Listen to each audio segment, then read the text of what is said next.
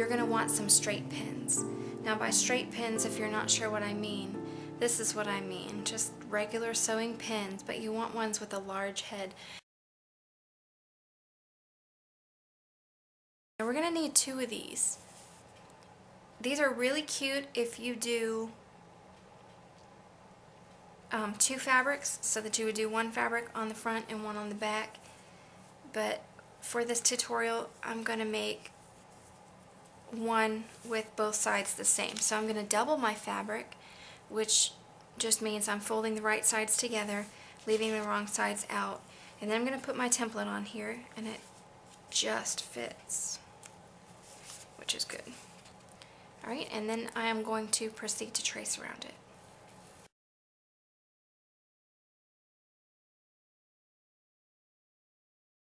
Use my heart. I'm going to just cut it out now.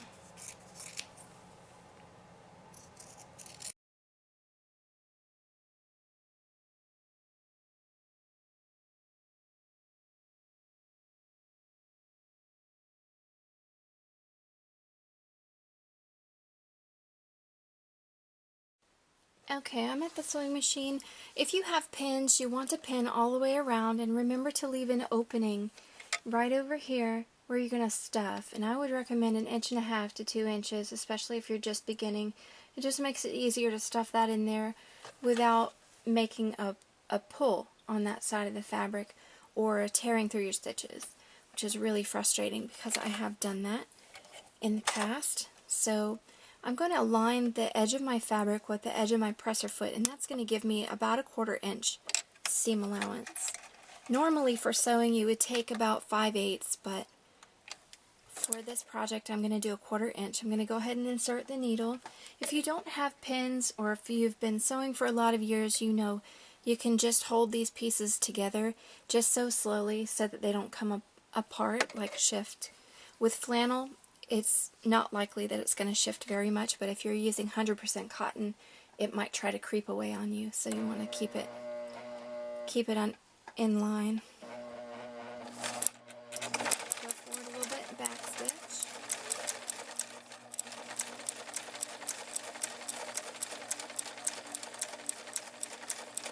Okay, now as we get to the corner,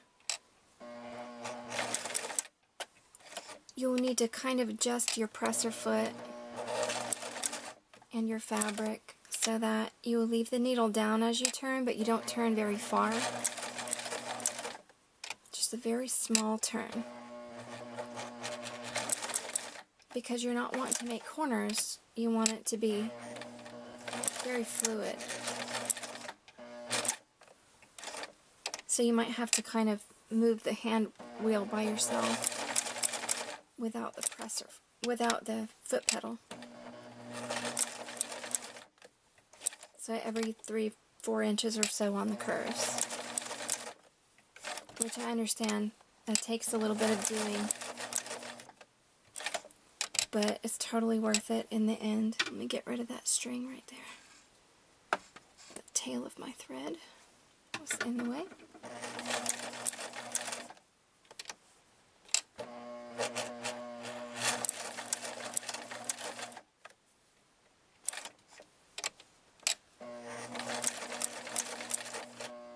Okay, now we're approaching the point right here. I'm going to go a little bit what seems like past the point, because when I turn this, I want to make sure that I'm still getting 1/4 inch.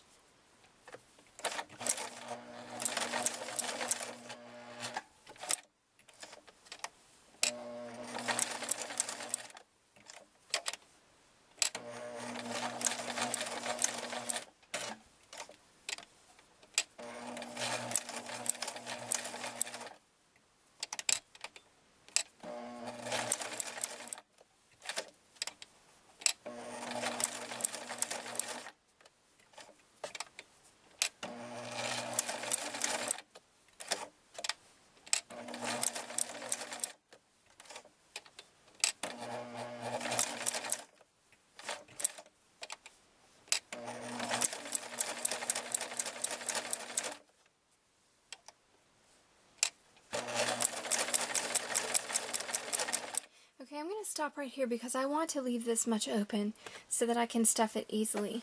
So I'm just going to backstitch right here. Okay. Now I'm going to clip the threads. Okay.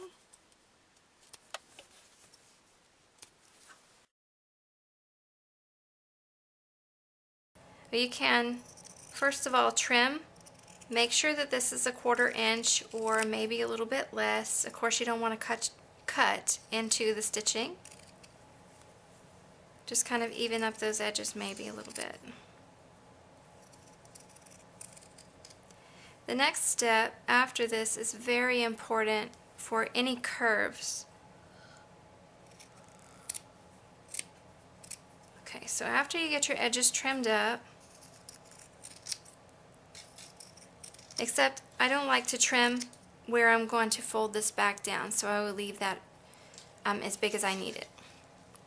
Okay, the next step is very important on the curves, or else you won't get very good curves.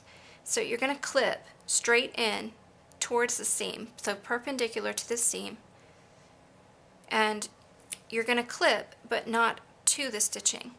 You're going to make little clips all the way around that curve and make sure you don't cut through the stitching or even up to it. You want a little space between the clips and the stitching.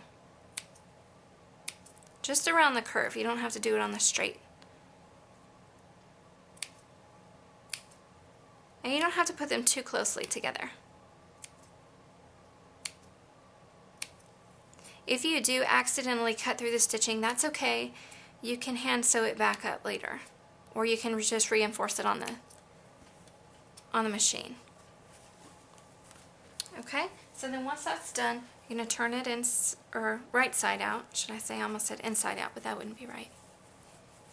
Wrong side in, right side out. Okay, and then kind of just run your finger along those curves and make sure that they are out as far as they can get. So I'm just going to kind of finger roll them and let that be good enough.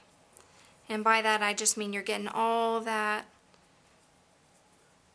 seam pressed out to the edge and all the excess to the inside. So you're just kind of rolling it until you get all that you can get. Okay, so here's the opening we're going to stuff. So go ahead and take whatever kind of stuffing you're going to use, and then of course you're going to poke it to the inside. And you can fill them as full as you want to. They don't have to be super full. Like with any other stuffed thing, you just do it until it looks right or feels right to you. Of course, the fuller you stuff it, the harder it's going to be to sew it back, or to sew the opening closed. Turn this down, okay, about even with the other stitching. So turn it down about a 1/4 inch, like that. So you poke it to the inside, and then you would pin it along here. Now that we have it pinned, we're going to sew it closed. So you want a coordinating thread. I usually double mine and then knot the end so that I have 2 thicknesses here of thread. And then I'm just simply going to, I might start at the end here. I want to bury the knot, so I'm going to go out this way. It looks like the wrong way, but I'm really not. I'm just burying the knot down in the seam. And I'm going to take a simple whip stitch. So it's just in and out. And you can go front to back or back to front. It really doesn't matter.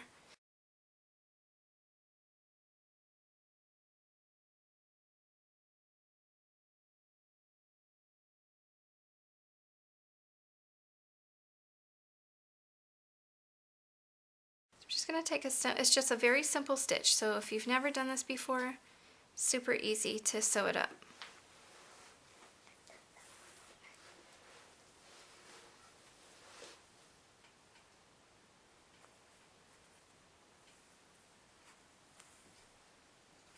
And this does not take a lot of thread either to sew it closed.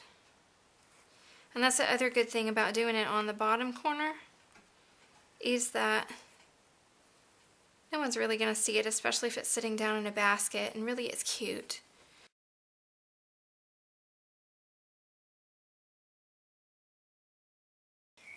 So of course if you were going to embroider a name onto the fabric, you would do that first before you stitch this closed, because if you don't, that's going to be mighty hard to do after you get it all sewn and stuffed.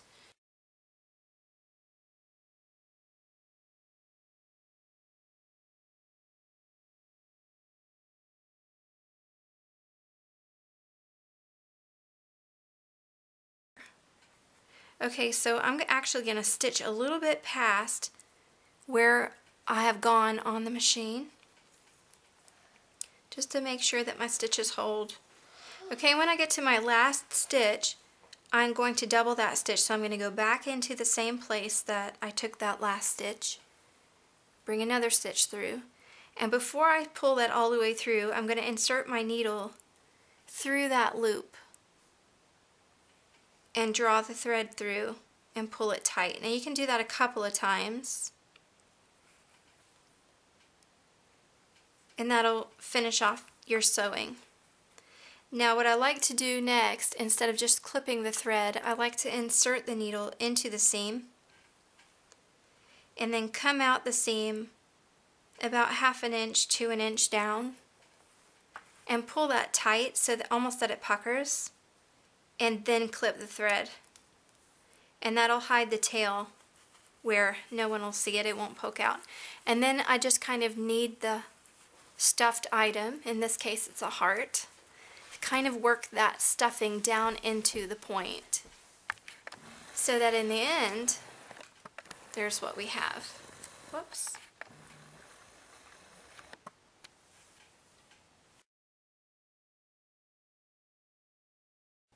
For the second heart example, I have pinned wrong sides together, right sides out, and I'm going to show you how to add an embroidery stitch. Now on my machine, I've selected the stitch that I wanted, and I set the length and width the way that I want them. So I'm good to go. But you will want to pick out a pretty embroidery stitch and then set your machine according to the way the book says to do. Don't forget to leave an opening to stuff. That's very, very important. So I'm going to start again here at the tip, and I'm going to again take a 1/4 inch. So I'm going to start with the needle down, and I'm just going to slowly start. Remove the pins as I go, making sure that the edges are lined up fairly well. If they're not great, I can always trim them off when I'm finished.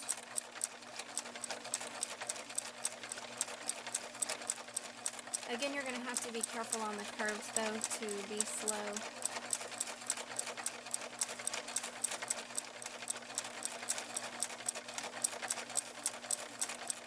Kind of gently turn.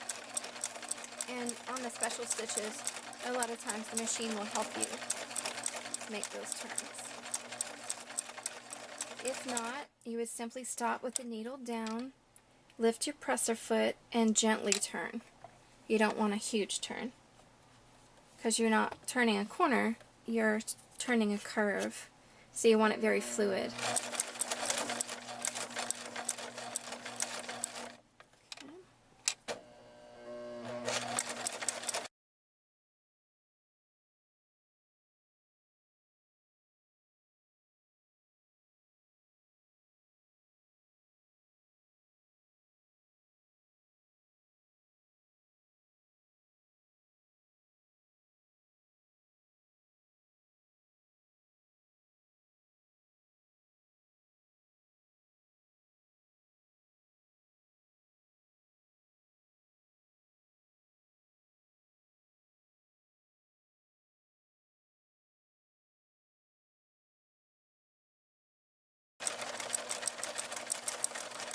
Okay, now I'm going to stop right here. And what I'm going to do, because I'm doing the outside, and sometimes these special stitches, it's hard to know where you've started and stopped. So I'm going to stuff it right here at the machine. So you might want to turn the machine off, just in case. I'm going to take a little bit of polyester stuffing, and I'm just going to open that, so it's good I left it big, because it's still on the presser foot. the presser foot's still holding it down with the needle down in the fabric so as not to lose my stitch position. And I'm just going to gently stuff this heart while it's on the machine. Now you might find that it's easier to take it off and stuff it and then just sew it closed and not worry about whether the stitches match. But if you're worried whether the stitches match or not and you want it to be perfect, and that's how my mom was, she wanted everything perfect, you would stuff it on the machine, which is a little bit, which of course not quite as easy to do, but it is doable.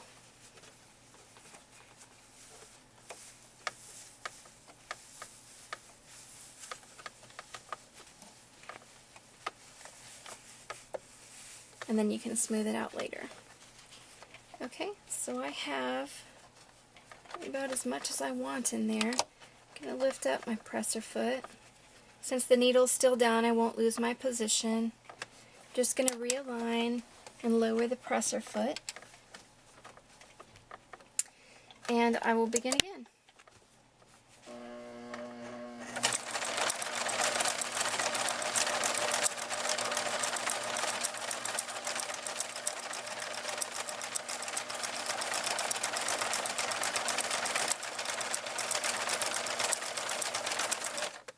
Okay.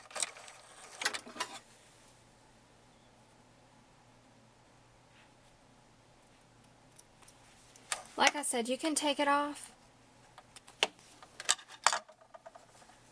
but that really wasn't too bad. It takes a little bit extra maybe, but you won't lose your stitch position. So if you want the stitching perfect, that's the way you can do it.